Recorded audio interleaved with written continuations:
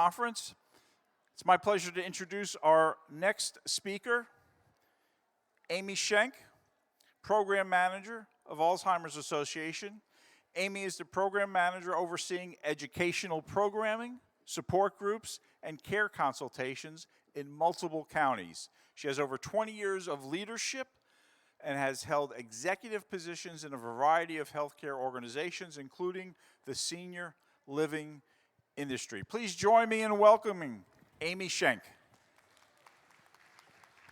Thank you and good afternoon, everybody. Along with me today, I have my friend and colleague, Adrienne Gerard. Adrienne is one of our community educators. She actually has been affiliated and has supported the Alzheimer's Association, over 15 years. So I know we don't look that old, either one of us. So one of the things that we know, and if any of you are caring for somebody with memory issues or Alzheimer's or another dementia, do sometimes things not go as planned? Well, welcome to our presentation today, because things aren't going as planned. The presentation that we have doesn't want to play nice with the system we have. So never fear, we're going to ad-lib. And that's one of the best things that you can do as a caregiver. So hopefully in your packet, you actually have our workbook. And what we're going to talk about today, I'll be very honest with you. You know what? It's things that everybody in this room knows.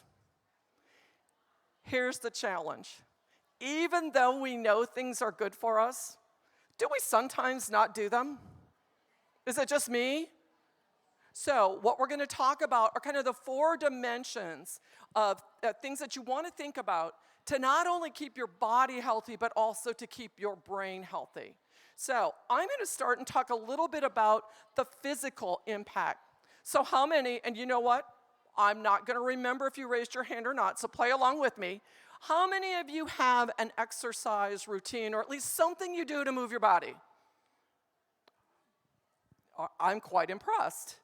Has anybody had some challenges over the last, probably been about 15 months since COVID-19 decided to turn our world upside down, to kind of get into that routine or to kind of keep your routine? Well, that's my excuse, because I've actually fallen off the wagon a little bit. And I think one of the things that always helps me is to kind of revisit this, because you know what? It's easy for me to tell you, but if I'm not living it, there's not a lot of credibility. So we're going to talk about physical exercise and taking care of our health. One of the things that we know, as we age, we do have some physiological changes, whether we like it or not, right? Gray hair, wrinkles, sometimes we're not quite as young and firm as we used to be.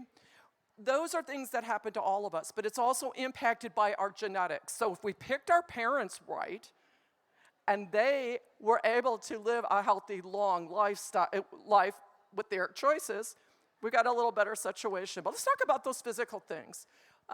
Adrienne's going to talk about the topic I'm not as good at, so that's why we're kind of playing off each other. But the physical things, exercise, if it's good for your heart, if you remember just a few things today, one of the things I want you to remember is that if it's good for your heart, it's good for your brain. So, little trivia for you, 1/4 of every heartbeat, so 25% nourishes your brain. And the heartbeat in the blood not only nourishes it, but keeps our brain active. So, think about all the things that we already know about heart disease. Smoking's not good. Exercise under the direction of our healthcare provider, again, is good. Eating stuff that's healthy. I'm going to let Adrienne talk about that, because you know what? I really have done a bad job with that. But Adrienne has not. Making sure we know what our blood pressure measurements are. Seeing your healthcare professional. So how many of you did you get out of your routine or habit with that? Because I'll tell you, I did not see my physician as regularly as I used to. Anything there? We got to make sure we're doing that. So the other thing about exercise, you have to like it. It has to be something you want to do. So if I said to you, you know what? To be healthy, you need to run a marathon. Is anybody going to be following me there? Because I'm actually not going to do that. It doesn't need to be a marathon. It's taking a first step. Maybe walking a little bit farther when you park your car. One of the things, and Adrienne and I laugh about this, I had a friend, and Adrienne also has told me this, I know what you need, Amy. You need to do yoga. Yoga is great. It's great exercise. It's good for your mind. You will love it. I failed yoga 3 times. Not only do I not like it, I hate it. Making sure I'm not going to get struck by lightning. It's not my thing. So find something that you do like to do, because if it's yoga and you have to do it and you really think it's a drudgery. So who wants to do things that are drudgery? I'd rather like sit on the couch, maybe pet my dog. So think about the things that you enjoy and like to do. And actually in your handout, you do have kind of a plan for you to do your assessment and say, So one of the things that I'm going to do is walk a little bit more. But I have a way I'm tricking myself. There's a certain podcast that I like to listen to, and I haven't listened to it for a while. So I'm going to trick myself into walking. So physical exercise, it makes you feel good. Make sure you've talked to your healthcare provider before you do it. But Adrienne's going to talk about what we should eat. Now, I will tell you the reason I am not talking about it is I remember in nursing school, I remember our dietitian's name, and I actually did not do very well in nutrition. And I have not gotten much better, but I will. What should I be eating, Adrienne, that I'm not? Well, I think this is a very potent topic for this time, and I'm sure I'm not alone in saying the last year has presented some challenges on the nutritional front. I certainly love my fruits and vegetables, but over the last year, I think I've consumed a lot more cheese and potato chips and some of those foods that just make us feel good over that time. And what you mentioned about what's good for your heart is good for your brain really applies to nutrition as well. So I think it's also finding what you like. So when you talk about, if you say, well, I'm going to recommend that you all run a marathon in order to be happy, probably not going to happen.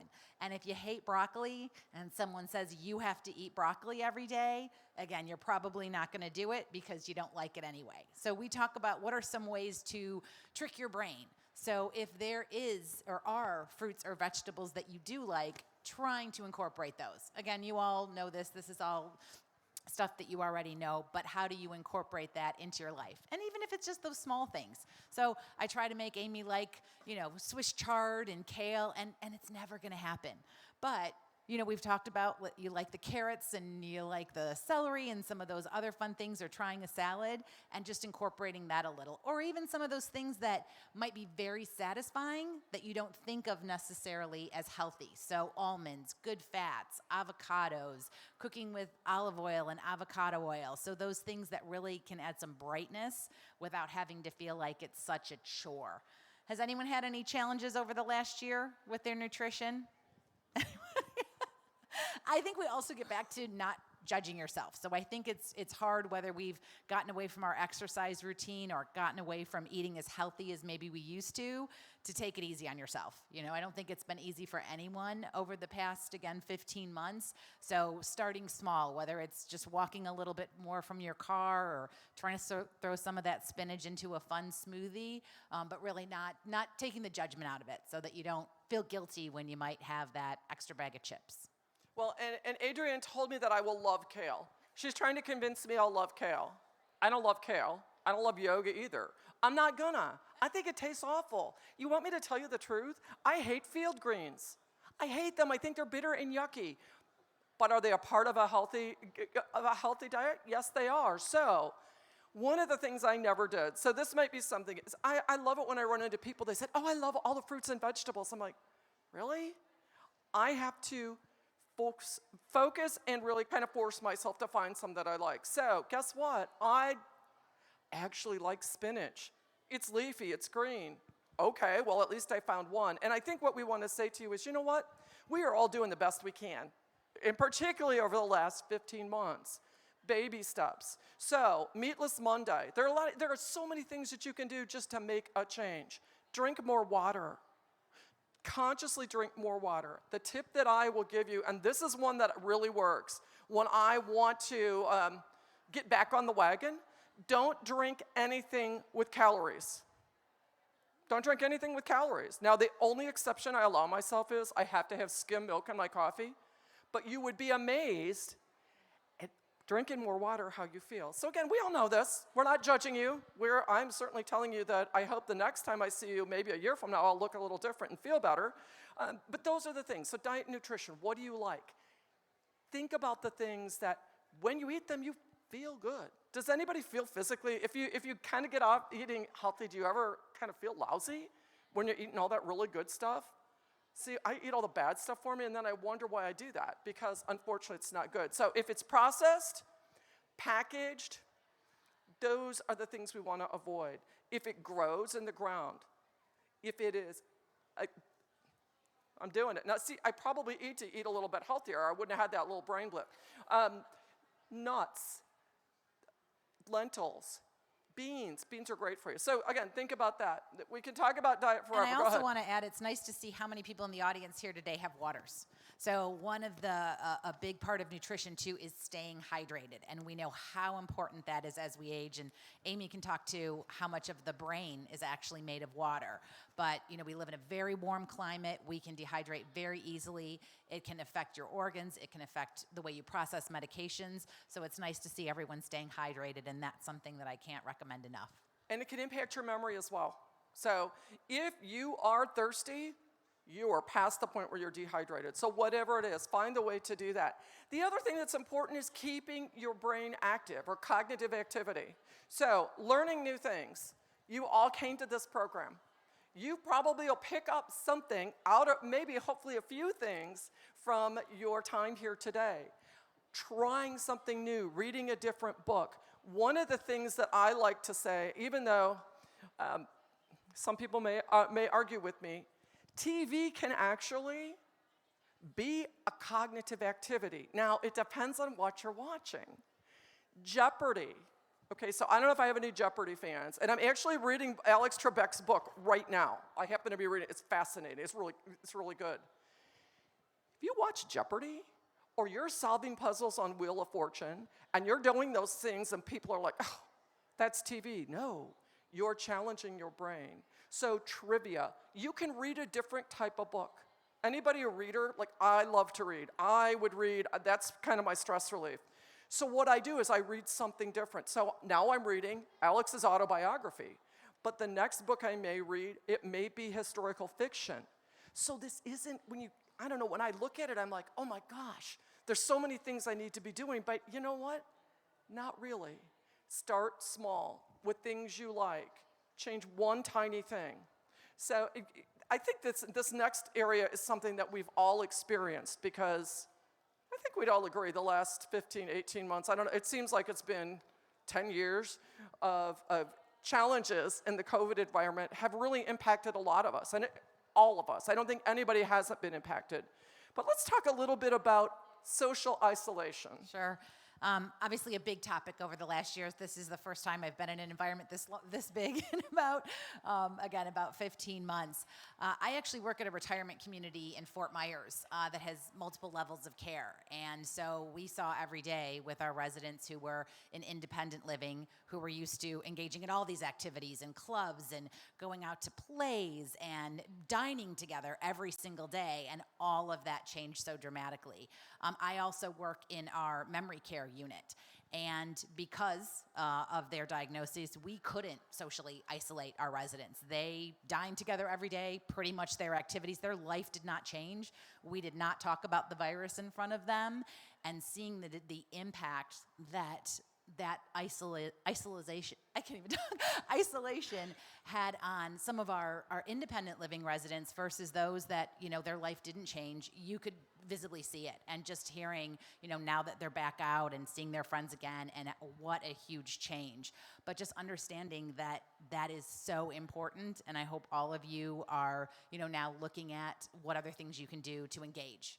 Obviously, you all are here, you're out in the community, but volunteering, making time to spend with friends, incorporating, maybe getting some of that physical exercise with one of your friends now. We're really fortunate to live in a state that has relatively beautiful weather, even if a little warm most of the year. It's so hot today, okay? but getting out and again, making those connections. So whether it's joining a club, I would say, having some type of purpose and doing things for others, I think that was something that you really saw in the last year, people really coming together to help other people and how that positively impacted their mental health. Well, I think one of the things, I don't know, this was what struck me, you don't realize what you have until you can't do it. And whether that's socializing, just things that are part of our normal life definitely changed. I haven't seen my mother-in-law, she's 93, and it'll be almost 2 years. And I cannot wait because I am going in 3 weeks. But I'm sure all of us experienced that. No matter who you were, you experienced it. And I think sometimes we take for granted some of the amazing things in our friends and routines that we have, and then it's like, now what? I can remember specifically the day that we were told by the Alzheimer's Association, get all the things that you're going to need because you're going to be working at home for a little bit, right? March of 2020. The funny thing is, I had done a support group at Adrian's community that week. That was the last in-person event I had until June, this month. And you know what? It was really hard. So we thought we'd just be home for a little while. Well, guess what? My office totally closed. I'm going to be working at home forever. We had to learn how to do all new things. But one of the things that I think we can appreciate is how much people mean to us. We're social animals. Not everybody. Some people are introverts. Actually, I think Adrienne and I are both like weirdly extrovert, introverted people. We're both only children. And it's funny because we had a routine. I'd go to her community. We'd have coffee together. We did nothing. And it was really weird. So the reason I'm saying that is I think now we realize how important it is.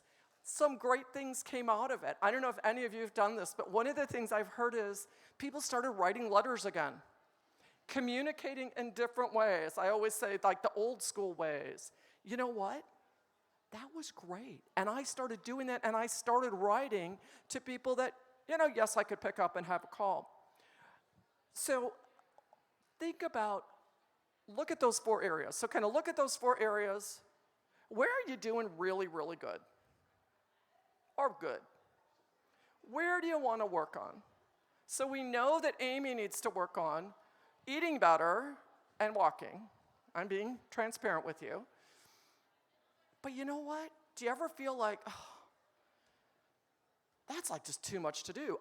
I have so much going on. I'm so stressed. I don't need to have more stress. It's like too much work. Anybody ever feel like, oh my gosh, that's one more thing to do? Okay, me too. I've used that excuse now, I've used that excuse since January, so not to be unkind, but that's an excuse that's masquerading as a reason, and I'm guilty of it. So what would you tell me, Adrienne? What would you tell me, because you know me well enough to know that I did fall off the wagon pretty big. Well, and I think you kind of talked about it. It's just those baby steps. It's just, what you said, you found that podcast. So that podcast is going to serve as motivation. So when you know that you want to listen to that podcast, you're going to be able to listen to it if you go on that walk. So I think it's just finding those little things that motivate you to do something that you might not otherwise want to do. So I'm bribing myself. Okay, I like bribing yourself. You can say it however you want to. Everybody says, oh, don't bribe your children. Well, I incentivized my children. It worked pretty well. And that's the same thing. I am not going to listen to this podcast, so I am a big football fan, like crazy, like insane crazy, like could do football all day. However, you know what? I have to do my day job. The podcast I want to listen to is a podcast about football. My husband hates football, by the way, so it's not like it's something that we can share. He thinks it's ridiculous. But that's what I'm going to do. I'm going to take my step into it. It's me time. I already have, the first thing you need to do is kind of think about what you're going to do and what's your plan. So I'm going to tell you my plan. I'm going to be open with you. I am getting up earlier every day. Do not ask me why I'm getting up at 5 o'clock. I think I'm crazy. But I get up at 5 o'clock. I have a little quiet time. And I do a little work in the morning, a little bit, not too hard. Have my coffee, watch the sunrise, and this is where I'm going to sneak in my walk. After the sun's up, it's great now because our days are longer and you don't want to do it at night, in the dark. That's a reason. I'm not going to walk at night, in the dark. Believe me, I got every excuse if you want one. So what I'm going to do is that's where I'm going to start. And I'm going to tell myself I only have to do it for 30 minutes.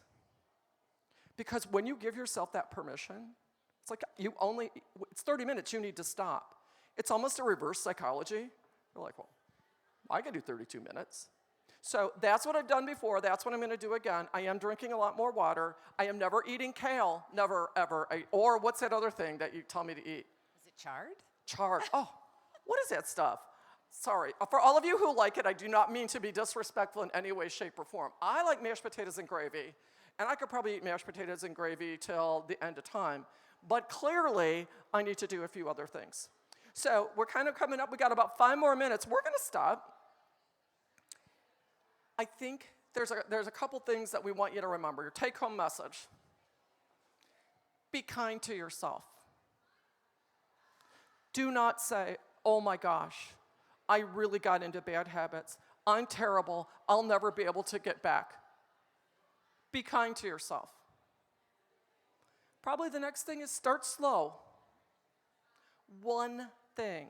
You do not need to run a marathon, totally change your diet, make sure that you're engaged with people all of the time and you're doing crossword puzzles.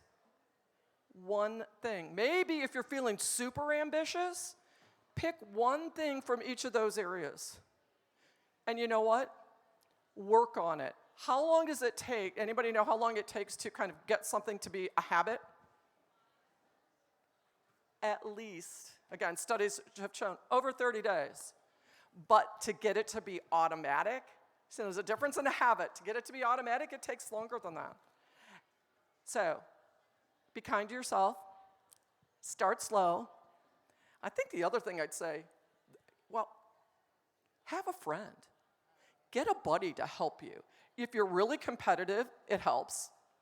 Then, because I do this with my family, my husband, or we could walk together, catch up on all kinds of things, actually do something healthy for our heart.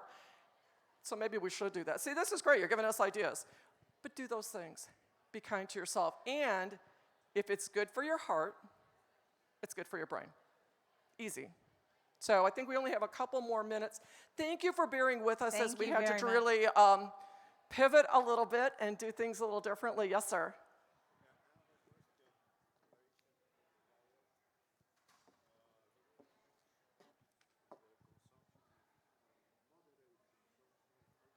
Moderate. Okay, so great question. So one of the things, and I think you may have them in your packet as well, there's a diet. How many of you are familiar with the Mediterranean diet? It's been around for a while. And then there's also a diet that's called the DASH diet. And that is to focus on salt consumption, to moderate your salt consumption. So in the Mediterranean diet, a moderate, let me underline that, moderate intake of red wine is part of that diet. So 2 things to, yes, sir? He's asking about white. Red wine. So red wine, and Adrian and I are happy to hear this, since perhaps we had some recently. But it has that impact, it has a healthy impact. 1 glass a day for women, 2 for men, and the most important thing, if you do not drink now, don't start. If you do, and again, moderation, so it's not 2 bottles, and to enjoy it with a meal. And I think that's really, when we look at the Mediterranean diet, that's how it's done. But I think that's the caveat. And anything, make sure you talk to your healthcare provider. Because all of us, as we get older, we have other things going on. Many of us have other chronic conditions. I have blood pressure issues, heart issues, kidney issues. I mean, unfortunately, as we get older, our bodies do too. So making sure that the approaches that you're using are consistent with the guidance from your healthcare provider is really important, as is letting your healthcare provider know of any medications that you take over the counter. Just know that. It's really important because they can interact with medications that you may be taking for one of your health conditions. No, absolutely. And I think you'd mentioned as well about going to those annual checkups, those mammograms, those any of those screenings that you may have missed out on or delayed the last year. It's really important to catch up on those and then discuss any changes with your physician as well, including if you're talking about alcohol intake, for sure. So again, thank you very much. Again, thank you for bearing with us as we try to do things a little bit differently than we had planned. And we're really glad you're here. I know how excited we were and how sad we were last year when the program had to be rescheduled. So it's wonderful to see you all here. Enjoy the rest of your day. Thank you again. Thank you.